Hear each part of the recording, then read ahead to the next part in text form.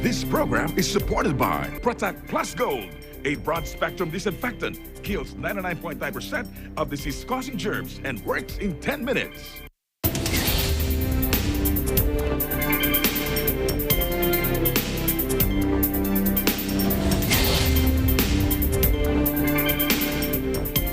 Hello, I'm Alma Angeles, and you're watching Eagle News International. Good evening to you, CJ. Good evening, Alma, and good evening to everyone. Following the news, here are the headlines. Family members of those missing in the Florida apartment building collapse waited in anguish for news of loved ones, while others scrambled for a place to live after their home was destroyed. Fire rescue team. United States President Joe Biden extended his condolences to the Filipino people on the passing of former President Benigno Simeon Aquino III, as he remembered him as a valued friend and partner who left a remarkable legacy for promoting rules-based international order. Central Sydney and its popular eastern beaches around Bondi were ordered into a lockdown as authorities try to contain an expanding outbreak of the highly contagious Delta variant of COVID-19 in Australia's largest city. And a rare tornado tore through several Czech villages and towns, killing at least 5 people and injuring dozens, rescuers said, as they cleaned up the wreckage in the storm's aftermath, one official described as a living hell.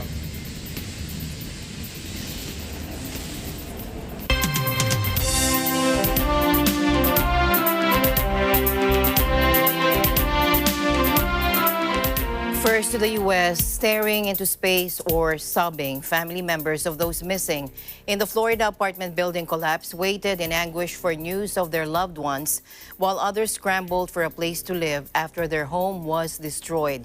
The disaster in Surfside near Miami Beach left 1 person dead and 99 unaccounted for after the collapse early Thursday, with fears the toll may still rise much higher. Take a look.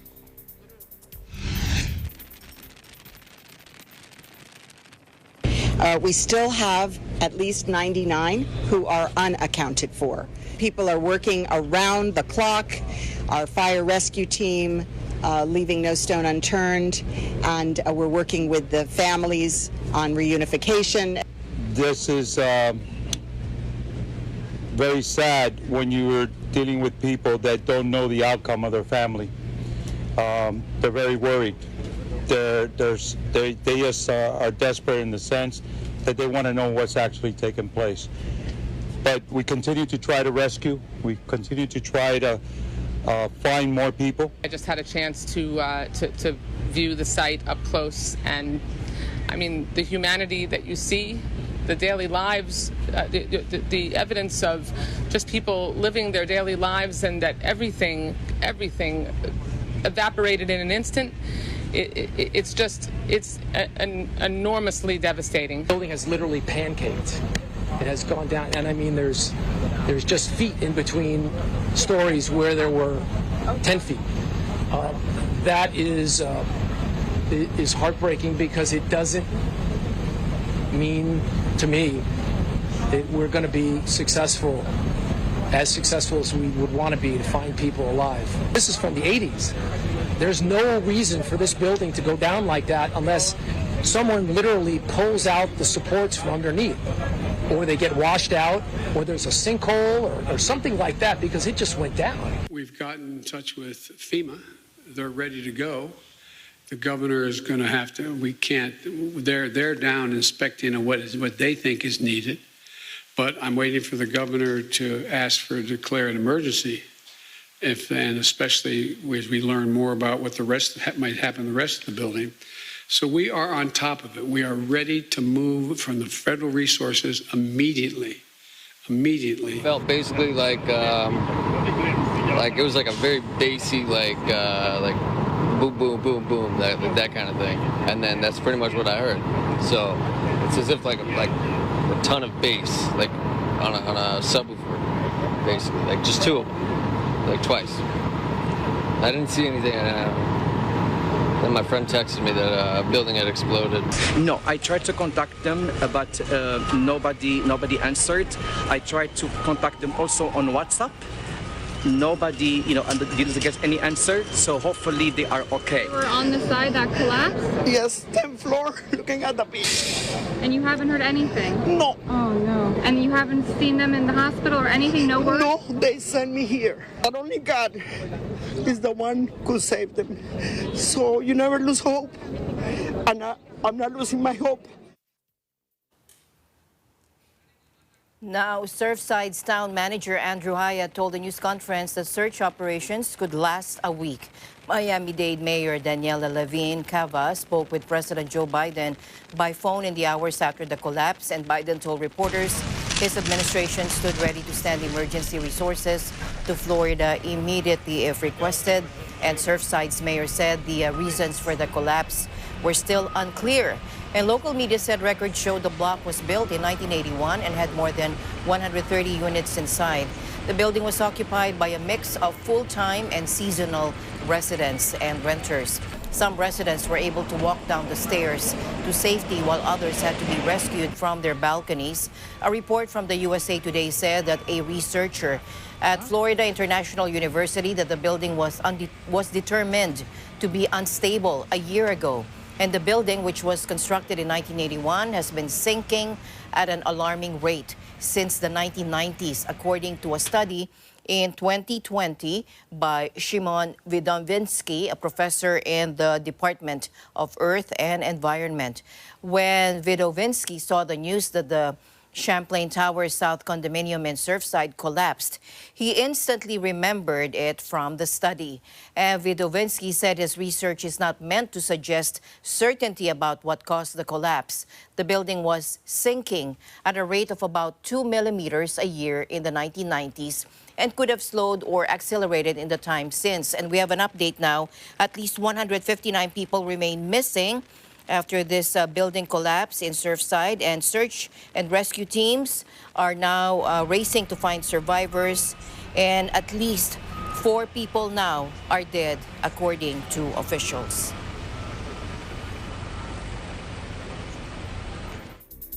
Now here in the Philippines, President Rodrigo Duterte extended his heartfelt condolences to the family of former President Benigno Simeon Noynoy Aquino III, joining the entire nation in mourning for his passing and paying tribute to the Aquino family's legacy of making sacrifices for democracy. Take a look. To the family of the late Benigno S. Aquino III and to the entire country. It is with profound sadness that I learned of the passing of the former President Benigno S. Aquino III this morning. We thank the former President for his service to our country. I hope that my fellow Filipinos will be inspired by his legacy. I offer my heartfelt condolences to the Aquino family. Be assured of the government's assistance in this period of mourning. And above all, please accept the love and the prayers of a grateful nation.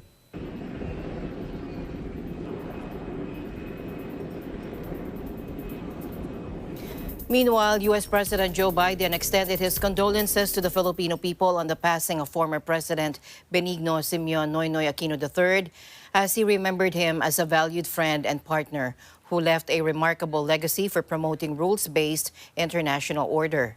President Aquino's steadfast commitment to advancing peace, upholding the rule of law, and driving economic growth for all Filipinos while taking bold steps to promote the rules-based international order leaves a remarkable legacy at home and abroad that will endure for years to come, according to a statement on Friday. Aquino, who was the 15th president of the Philippines, succumbed to renal failure secondary to diabetes at 6:30 a.m. on June 24. It was during his presidency that the country initiated an arbitration against the Chinese government over its claims on the South China Sea.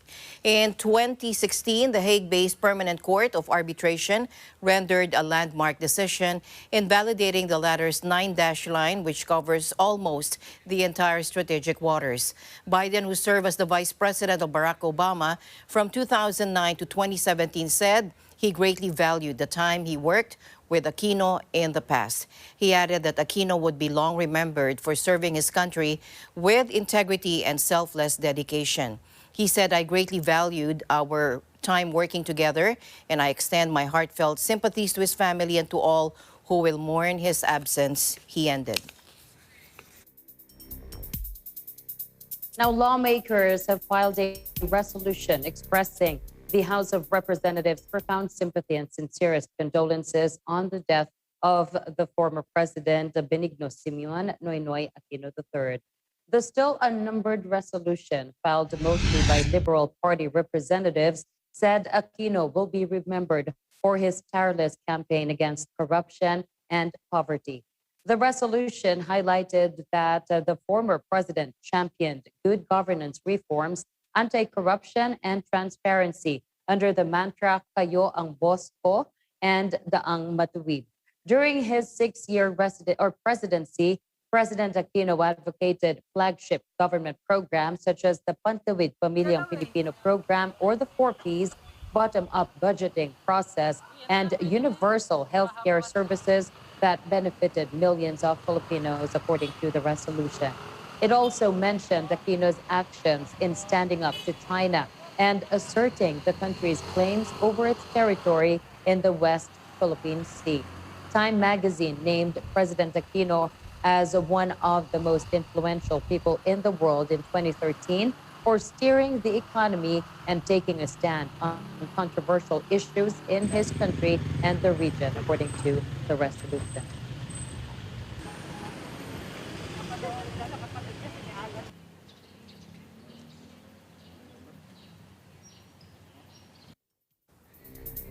An additional 2,867 patients have beaten the coronavirus, pushing the country's overall recovery count to 1,305,608 today. The Department of Health, in its latest COVID bulletin, said recoveries account for 94.3% of the total 1,385,053 infections since the start of the pandemic last year.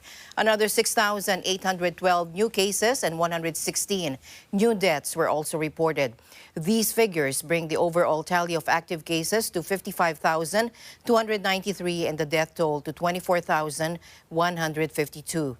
The latest figure showed 90.8% of the active cases are mild, 4.6% are asymptomatic, 1.9% are severe, 1.35% are moderate, and 1.3% are in critical condition. There were 19 duplicates removed from the total case count, as 12 of these are recoveries. Moreover, 61 cases previously tagged as recovered were reclassified as deaths after final validation. DOH data on June 23 likewise showed that 11.6% of 51,005 who were tested turned out positive for COVID-19. The Israeli Health Ministry reimposed a requirement Friday for masks to be worn in enclosed public places following a surge in new cases since it was dropped 10 days ago.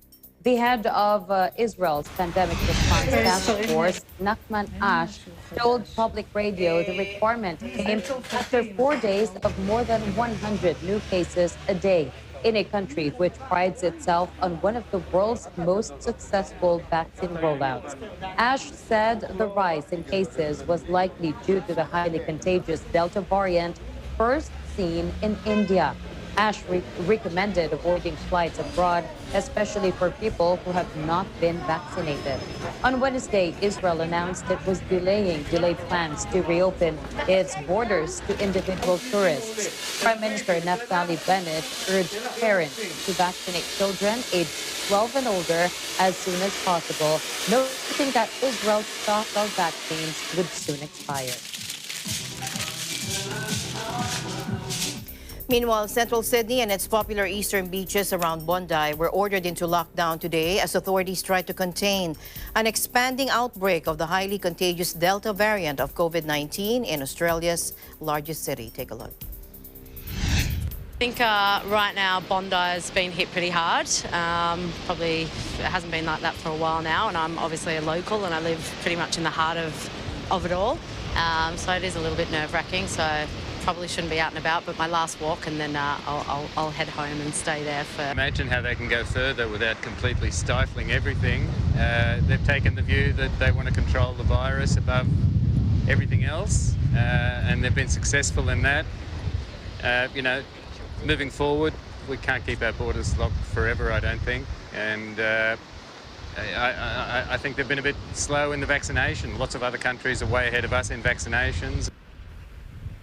65 coronavirus cases have been reported so far in the flare-up linked to a limousine driver infected about 2 weeks ago when he transported an international flight crew from Sydney Airport to a quarantine hotel. But authorities have since identified scores of potential infection sites visited by thousands of people across a swathe of Sydney, from wealthy beachside suburbs to the city's main business district.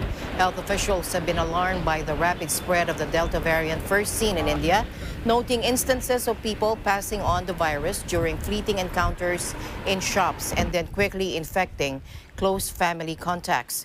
Premier Gladys Berejiklian of New South Wales State, which includes Sydney, called it the scariest period since the pandemic broke out more than a year ago. However, health remains concerned that given how contagious the virus is, we are likely to see more cases in coming days, namely from household contacts. Previously, you may have had one or two other members of a household getting the virus, but because this is a contagious strain, we anticipate that close to 100% of everybody in a household is likely to get the virus if one person has had positive test results. The new announcements, so the new arrangements we were announcing today are all the existing places. So if you're caught up in the existing restrictions of mask wearing, those 7 local government areas, not being able to travel out of Sydney, they're all in place for an additional 2 days until Friday next week. But on top of that, if you live or work in those 4 local government areas I've announced, Woollahra, Waverley, Randwick or City of Sydney, you should not leave your home unless you have to.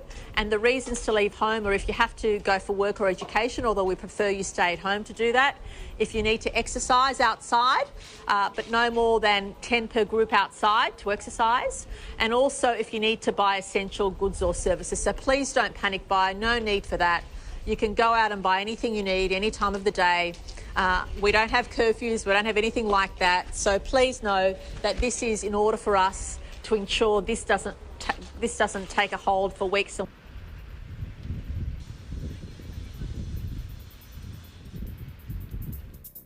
In other news now, UK has approved travel to Majorca, Malta, and Madeira. We have Janelle and Kisuga joining us live. Janelle. Hello, CJ. And yes, on Thursday, the British government announced it was lifting coronavirus travel restrictions on some countries, with visitors to Malta, Spain's Balearic Islands, no longer required to quarantine on return. The popular holiday destinations will be placed on the government's green list from June the 30th, with tourists no longer required to self-isolate for 10 days on return.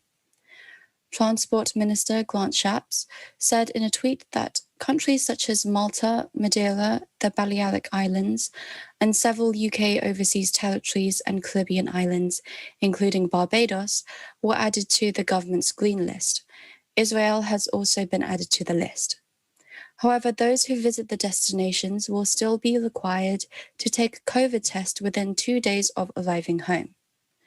The government in London set transport and health policy for England only, but the devolved governments in Scotland and Northern Ireland made similar announcements.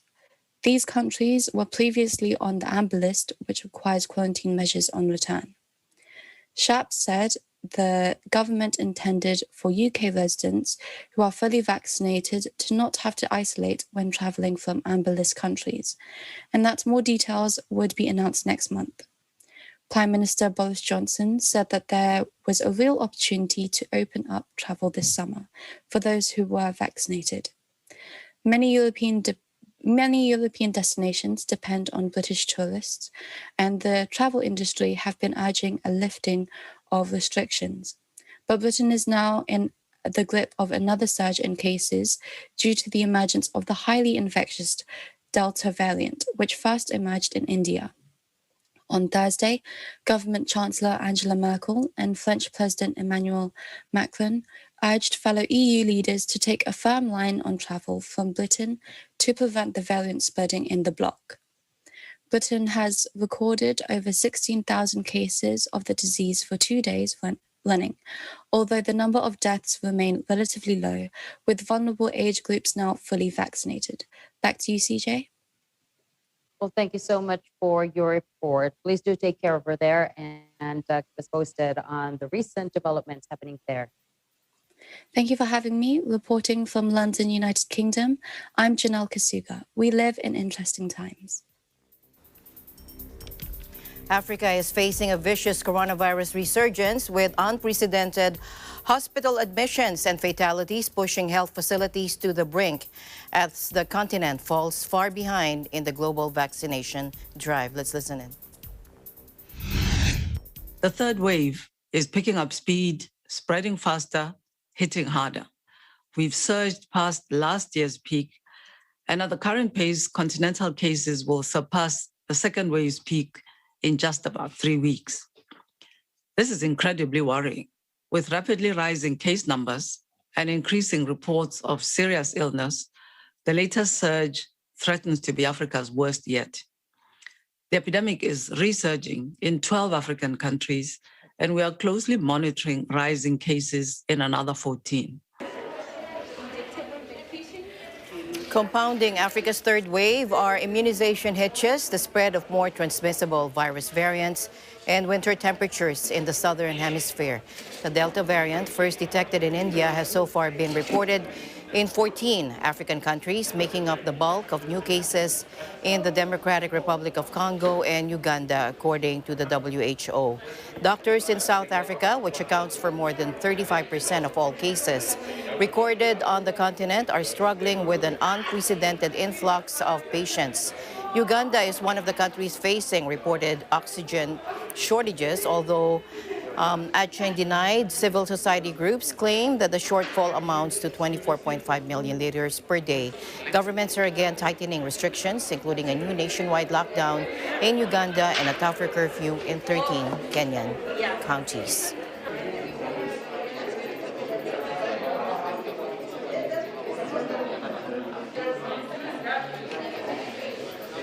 Now, San Francisco has announced that city workers must be vaccinated for COVID-19 within 10 weeks of the Food and Drug Administration giving final approval to a vaccine.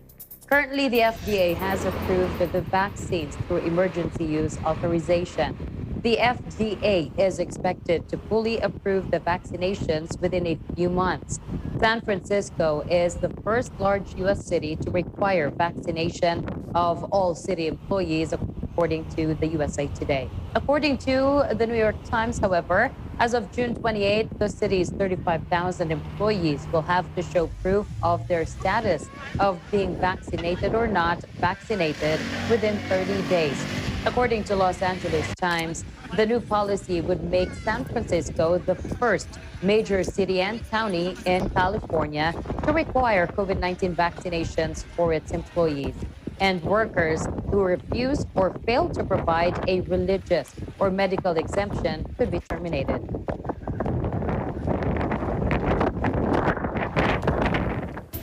And the news continues here in Eagle News. We'll be right back.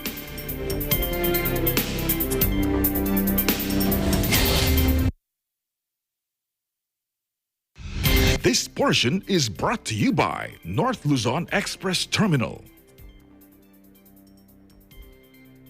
Mula noon hanggang ngayon, gabay natin ang MTRCB ratings sa matalino at responsableng panonood.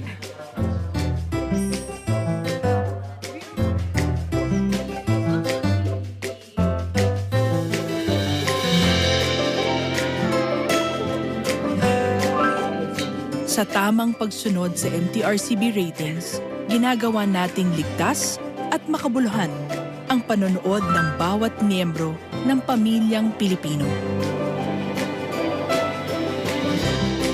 Lumipas man ang panahon, hanggang may pamilyang Pilipino, andyan ang MTRCB. Innovation, digital disruption, globalization. Startups, micro, small, and medium enterprises, as well as large corporations, all face interesting challenges in the market today. Peek into the world of exciting opportunities and partnerships to drive growth with the latest business news and information. We are open for business. Your weekly dose of entrepreneurial inspiration to update you on the latest developments in the world of business. Get up close and personal with CEOs and thought leaders to help you discover valuable insights, sharpen your instincts for smart decision making with the latest markets and economic trends, disruptive ideas, global innovation, social entrepreneurship, and other leading-edge business ideas. Join the conversations to create a more vibrant environment for entrepreneurship. Catch Open for Business, from vision to action.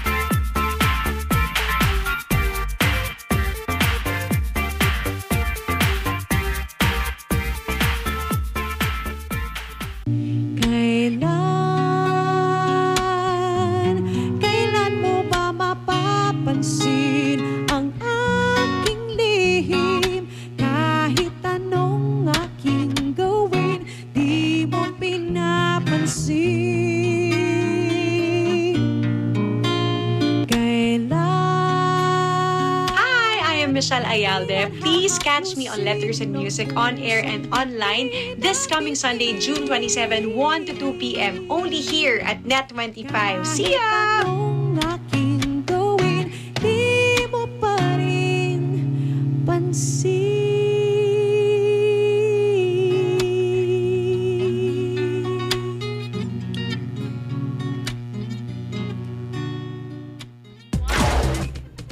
Ang trabaho naman talaga ng maritime group ng PNP is to enforce the maritime laws. Tayo lang yung stricto, pero in other parts of the country, pwede na naman ang tourism. Definitely, we are ready to respond to a possible spike. Sapagkat ang aming intensyon ay makatulong lang sa mga tao na wala talagang magamit na gamot. 92 voted for this resolution, which will make it stronger, calling on the Justice Department to come up with more stringent ways to be able to avert these hate crimes against Asian Americans. Mas marami po tayong magagamit ngayon na mga tools or mga equipment. Maraming salamat, Weng, at sa buong puwersa ng Balitalakayan sa pagkakataong ito. Napakain ang mga pangunahing balita live sa teleradyo ng Net25 at Radyo Aguila DCEC 1062. Kasama si Weng de la Fuente sa Balitalakayan. We live in interesting times.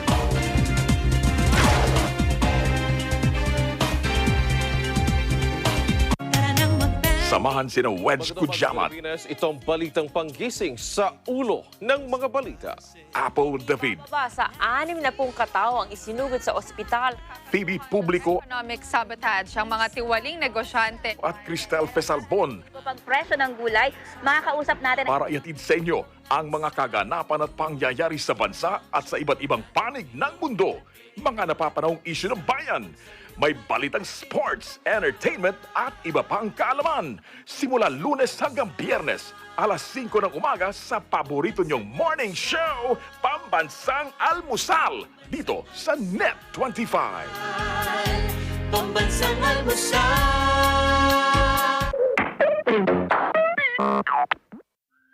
Turuan din natin ang mga bata ng tamang paghugas ng mga kamay. Basain ang kamay ng tubig at lagyan ng sabon. Kuskusin ang iyong mga palad. Gayon din ang pagitan ng mga daliri. Pati na ang likod ng mga palad at daliri. Ganon din ang iyong hinlalaki. Kasama ang mga dulo ng iyong mga daliri. Pagkatapos ay iyong palapulsuhan. Gawin ito ng kahit 20 segundo. Pagkatapos ay banlawan ng tubig at patuyuin.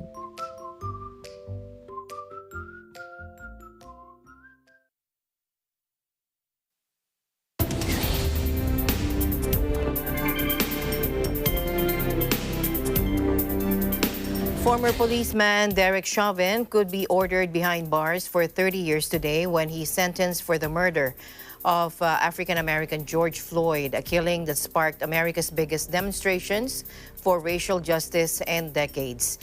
Minnesota law provides for a minimum sentence of 12.5 years for the white 45-year-old killer who has been jailed since being convicted on 3 counts of murder and manslaughter 2 months ago.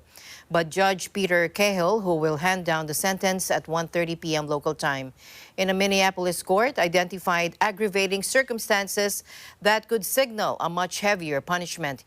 He said Chauvin had abused his position of trust and authority, treated Floyd with particular cruelty in front of minors, and committed the crime as a group with the active participation of at least 3 other officers. Chauvin and other colleagues arrested Floyd, 46, in May last year on suspicion of having passed a fake $20 bill. In a store in Minneapolis, a northern city of around 420,000, they handcuffed him and pinned him to the ground in the middle of the street. Chauvin then knelt on the back of Floyd's neck for nearly 10 minutes, indifferent to the dying man's groans and to the pleas of distraught passers-by. Ahead of the sentencing, Chauvin's lawyer, Eric Nelson, pleaded that his client made an error in good faith and requested a reduced sentence to time already served, which would allow his client to be released immediately.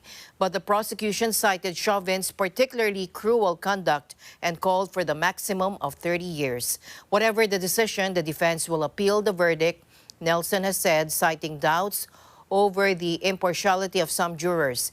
Neither will the case end with Chauvin. His 3 former colleagues will face trial in March 2022 on charges of complicity and homicide. In parallel, the 4 men also face federal charges of violating Floyd's constitutional rights. No date has yet been set for that trial. In other news, more than 750 unmarked graves have been found near a former Catholic boarding school for Indigenous children in Western Canada. A tribal leader said the second such shock discovery in a month. The revelation once again cast a spotlight on a dark chapter in Canada's history and revived calls on the Pope and the Church to apologize for the abuse and violence suffered at the schools where students were forcibly assimilated into the country's dominant culture. Take a look. As of yesterday, we have hit 751 unmarked graves. This is not a mass grave site. These are unmarked graves. The Pope needs to apologize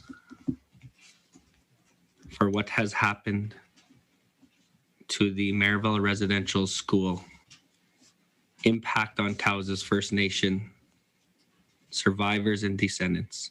And I just want to rephrase, this is not a mass grave site. These are unmarked graves. And we didn't remove these headstones. Removing headstones is a crime in this country. And we are treating this like a crime scene at the moment. In 1960, there may have been marks on these graves. The Catholic Church representatives removed these headstones,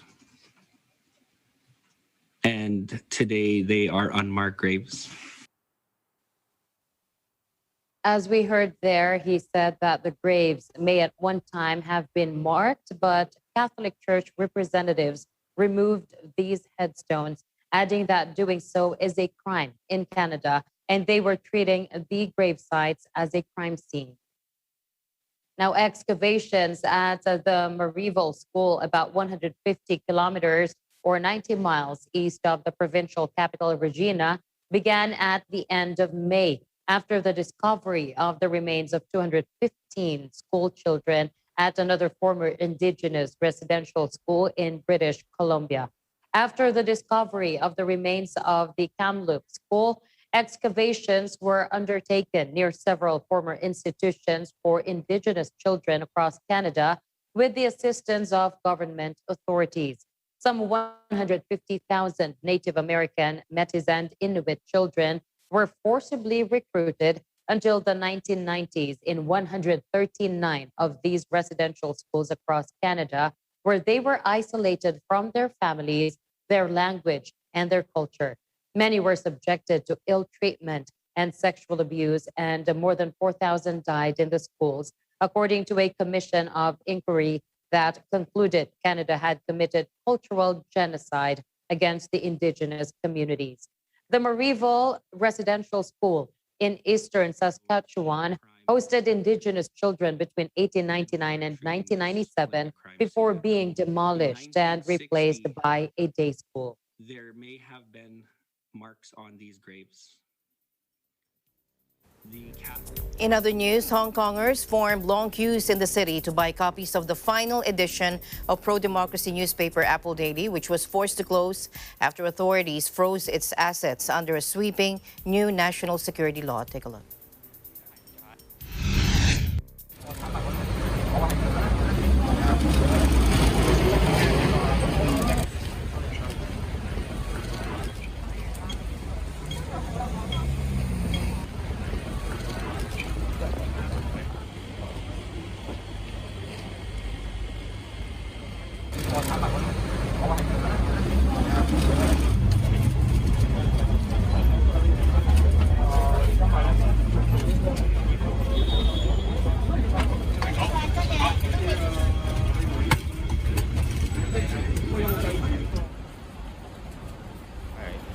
到今日就即係知道其實蘋果已經係最後一日啦。咁其實係心情係沉重咯，因為知道以後就冇一份係敢於去講真話，同埋敢於去做一啲即係深度報導嘅報章咯。係。蘋果執咗咧，就其實有損呢個新聞自由同言論自由嘅。咁但係我相信咧，可能喺不久嘅將來都會有其他報紙肯承擔佢呢個位置，或者有新嘅報紙崛起。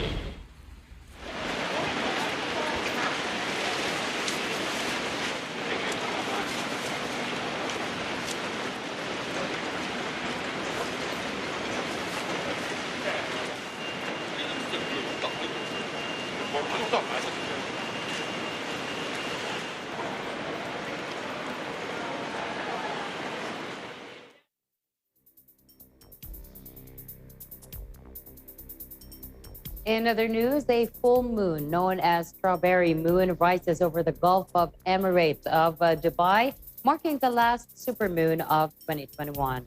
According to the NASA website, the Strawberry Moon, as the last full moon of spring or the first full moon of summer is called, gained its name from the time of year when berries ripen. The name, however, does not necessarily imply the moon is red, though it does appear a reddish color when rising or setting. The moon will appear full for about 3 days from early Wednesday morning through early Saturday morning. This year, the strawberry moon is closer and larger than an average full moon. This occurs when the moon is at its closest point to the Earth in its orbit, also known as perigee. In turn, the moon will look slightly bigger and brighter since it's closer to the Earth than usual. Now, June's strawberry moon is the second and last supermoon of the year. When we have such a large, bright moon, it is sometimes called a supermoon.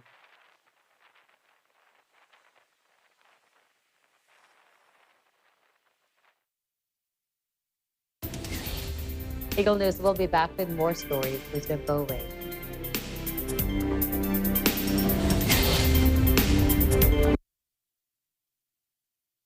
Protect yourself and loved ones. Use Protect Plus Gold, a broad-spectrum disinfectant that kills 500 strains of bacteria, fungi, and viruses such as coronavirus and other disease-causing microorganisms. Also potent against viruses in pets. It kills 99.9% of disease-causing germs and works in 10 minutes. Dissolve 1 teaspoon in 1 liter of water. Apply on areas for disinfection or use it for misting. Protect Plus Gold.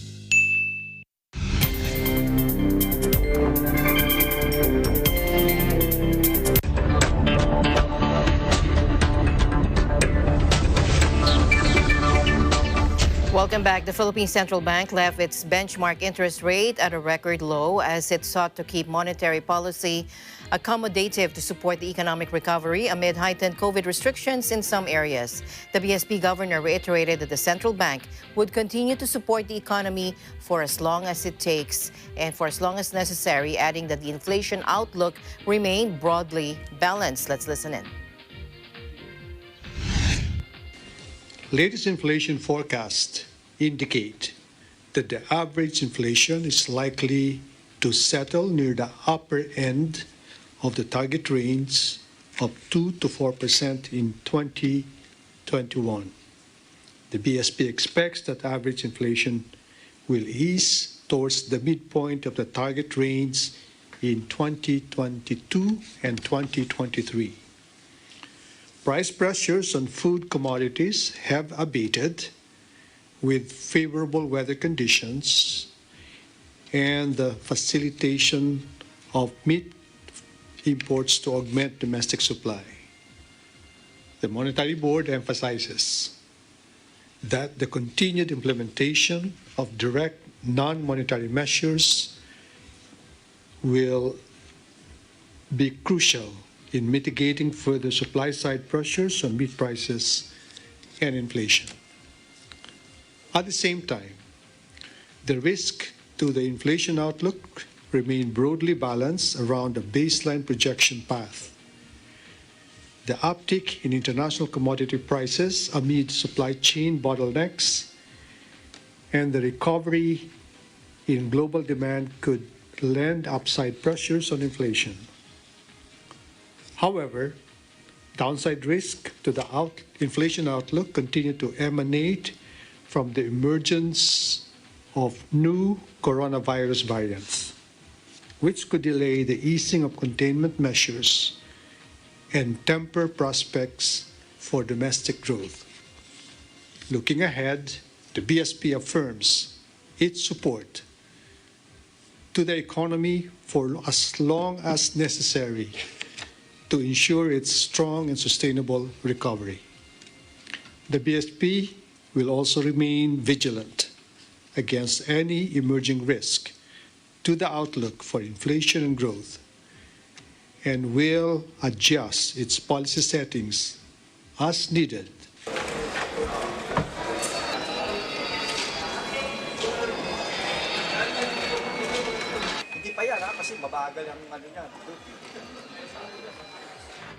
Meanwhile, U.S. President Joe Biden on Thursday announced that a deal has been reached with a bipartisan group of senators to rebuild the nation's infrastructure, likely unlocking the most funding for roads, bridges, ports, and broadband in decades. Take a look. pleased to report that a bipartisan group of senators, 5 Democrats, 5 Republicans, part of a larger group, has come together and forged an agreement that will create millions of American jobs and modernize our American infrastructure to compete with the rest of the world and own the 21st century. We had a really good meeting. And answer your direct question. The president sat down with the senators earlier in the day to cap weeks of tense negotiations on Capitol Hill, where Democrats and Republicans have squared off over the size and scope of the funding. But Biden hailed the breakthrough as a shining example of how Washington can reach consensus on major investments when both parties work together, essentially a validation of his call for bipartisanship on the most necessary aspects of governing. The deal came together late Wednesday, with the senators agreeing on a $973 billion package over 5 years, with some $559 billion in new fundings. Biden stressed that the massive plan, which includes the largest ever investment in U.S. bridges and public transport, met his requirement of not raising taxes on anyone making under $400,000 per year. Instead, the plan is to boost enforcement of existing tax law to recover underreported taxes from wealthier Americans.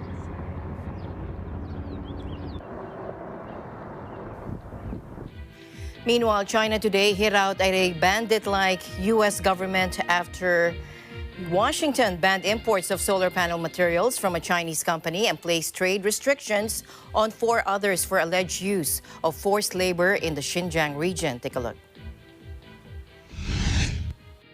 美方的暂扣令无异于非法掠夺他人财产的强盗行径。 The White House said in a statement on Thursday that the use of forced labor was part of Beijing's systematic effort to repress millions of ethnic Uyghurs and other minorities in the Far West region.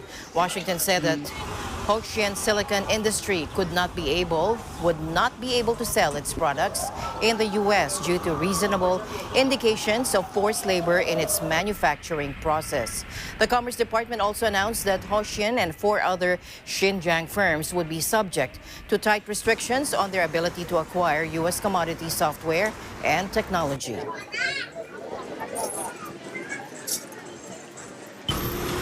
In other business news, Toshiba shareholders rejected the reappointment of board chair Osamu Nagayama in a rebuke to management after revelations of attempts to sway voting on activist investor proposals.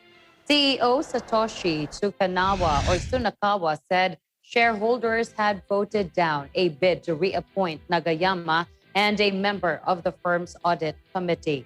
It came despite Tsunakawa offering his backing for the chairman of the board and pledging to work on re-establishing trust after the damaging revelations of an independent probe. Earlier this month, the inquiry found that the troubled industrial conglomerate devised a plan to effectively prevent shareholders from exercising their shareholder proposal right and voting rights at a meeting in July 2020. The meeting at which the activist shareholders' resolutions were rejected was not fairly managed, concluded their 140-page report. It also detailed how Toshiba had pursued an intervention from Japan's Ministry of Economy, Trade and Industry. The probe was launched after shareholders alleging vote irregularities pushed Toshiba to hold an extraordinary off-schedule general meeting in March. Toshiba's former CEO, Nobuaki Kurumatani, resigned in April after a buyout offer from a private equity fund with which he was associated stirred further turmoil within the company. Toshiba was once a symbol of Japan's advanced technology and economic power, but has lurched from scandals and losses to a recovery in recent years.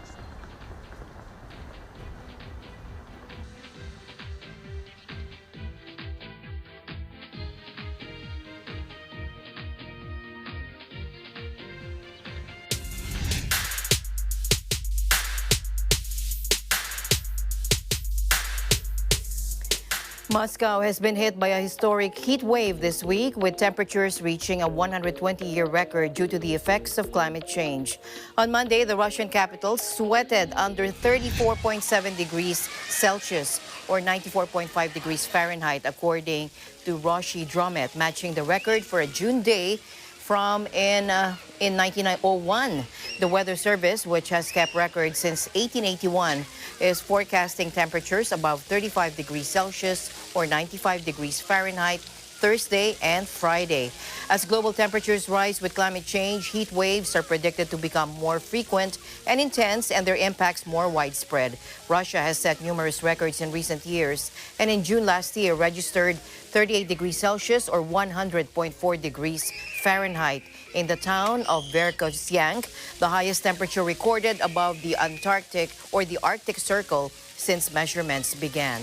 The rising mercury levels have contributed to devastating floods and forest fires that have affected Siberia with increasing regularity.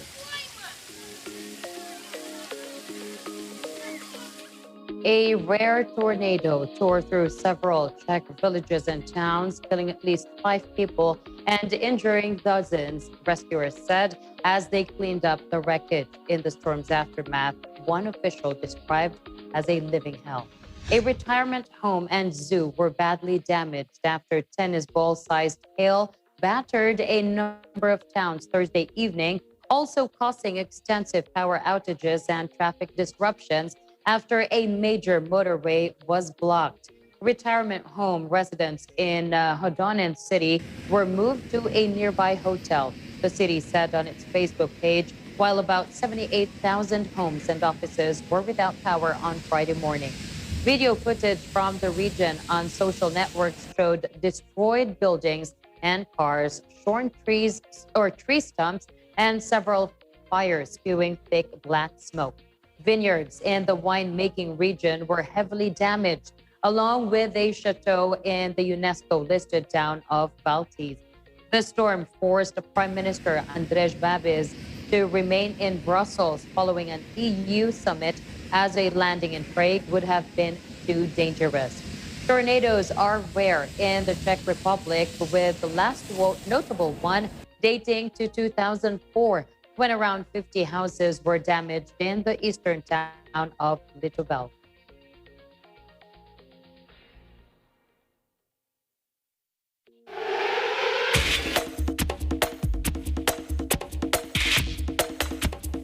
And finally, in our news, the Atlanta Hawks won their third Game 1 on the road in the playoffs as Trae Young's 48 points lifted the Hawks to victory over the Milwaukee Bucks. Here's Tenny Sumagi for the report. Trae Young has been playing like a true all-star in his first postseason appearance of his career. Young staged another epic comeback, scoring 48 points as the Hawks take Game 1 on the road against the Milwaukee Bucks. Yeah, I've always, ever since I was in middle school, when I was going on the road in middle school, I was always loved playing on the road. I love playing against the opposing crowd, an opposing team, and it feels like you're with your team and it's just them in the building. And I think that really brings our group together. We're a close group. And when you're on the road, it really forces you to come closer with your teammates, to really find a way to win. And I think that's why I really like playing on the road with this team. I don't really have, in a great way, not much to say about Trae. It's almost normal at this point for me, being with him for so long, to see him get going in the way they were playing him, for him to catch a rhythm. It's nothing new for me. 48 points is amazing, though. Obviously, he brought his lunch pail today, and he was ready to go. But I always see him catch rhythm, and it's fun to see, fun to play with as well. And our chemistry has always been great since the first day we stepped on the court. Hopefully we can make an adjustment, make it tough for Trae Young, make it tough for those guys to not get easy looks for the lobs, and hopefully we can put ourselves in a position to win Game 2. We'll have more highlights on Game 2 between the Hawks and the Bucks here on Eagle News. In New York, Tenny Samagi, Eagle News, we live in interesting times. Thanks, Tenny. And, the unpredictability of the season is making it more exciting. Exciting. Yeah, that's true. Yeah, for those last few games left in the season. We'll watch out for that. Well, that's it for tonight's broadcast. Again, coming to you live here at the Philippine Arena. I am CJ Hero. Please join us again tomorrow. And at the end of the day, there remains so much more to be grateful for. We'll see you back tomorrow. I'm Alma Angeles, and we live in interesting times.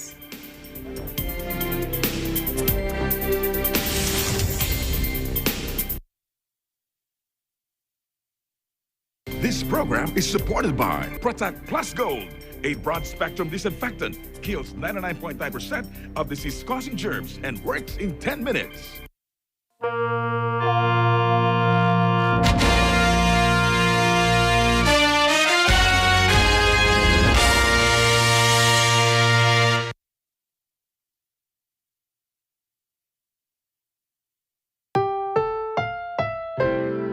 Ang susunod na programa ay rated PG. Ito ay nangangailangan ng patnubay at gabay ng magulang para sa mga batang manonood.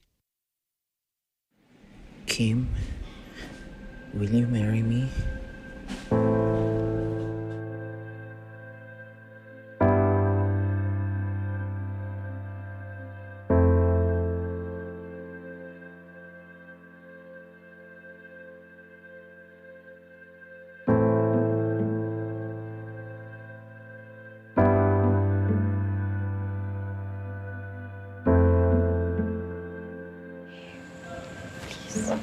I'm sorry.